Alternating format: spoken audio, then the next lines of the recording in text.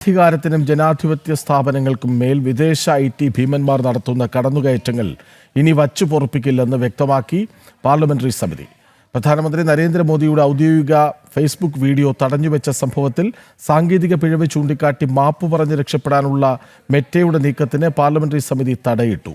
കേവലം ഒരു മാപ്പപേക്ഷയിൽ ഒതുങ്ങുന്നതല്ല ഈ വിഷയമെന്നും ഇതിന് പിന്നിൽ പ്രവർത്തിച്ചവർക്കെതിരെ കടുത്ത നിയമ നടപടി വേണമെന്നും സമിതി ആവശ്യപ്പെട്ടു.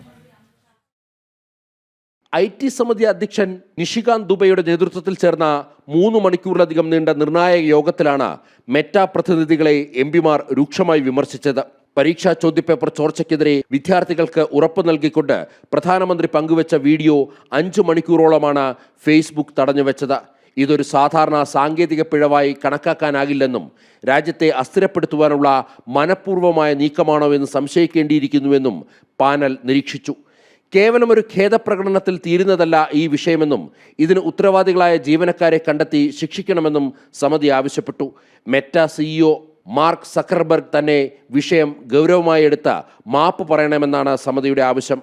സക്കർബർഗ് മാപ്പ് പറയാൻ തയ്യാറായില്ലെങ്കിൽ IT ആക്ടിലെ സെക്ഷൻ 79 പ്രകാരം മെറ്റയ്ക്ക് നൽകിയിട്ടുള്ള സേഫ് ഹാർബർ സംരക്ഷണം പിൻവലിക്കാൻ സർക്കാരിനോട് ആവശ്യപ്പെടുമെന്ന് ചെയർമാൻ നിഷികാന്ത് ദുബെ മുന്നറിയിപ്പ് നൽകി.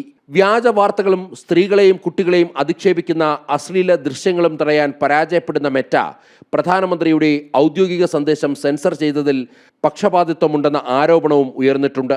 മെറ്റ നൽകിയ സാങ്കേതിക വിശദീകരണം അപൂർണമാണെന്ന് IT മന്ത്രാലയവും വ്യക്തമാക്കിയിട്ടുണ്ട്. 10 ദിവസത്തിനകം വിശദമായ രേഖാമൂലമുള്ള മറുപടി നൽകാൻ മെറ്റയോട് പാർലമെന്ററി പാനൽ നിർദ്ദേശിച്ചു. ജനം, ഡൽഹി.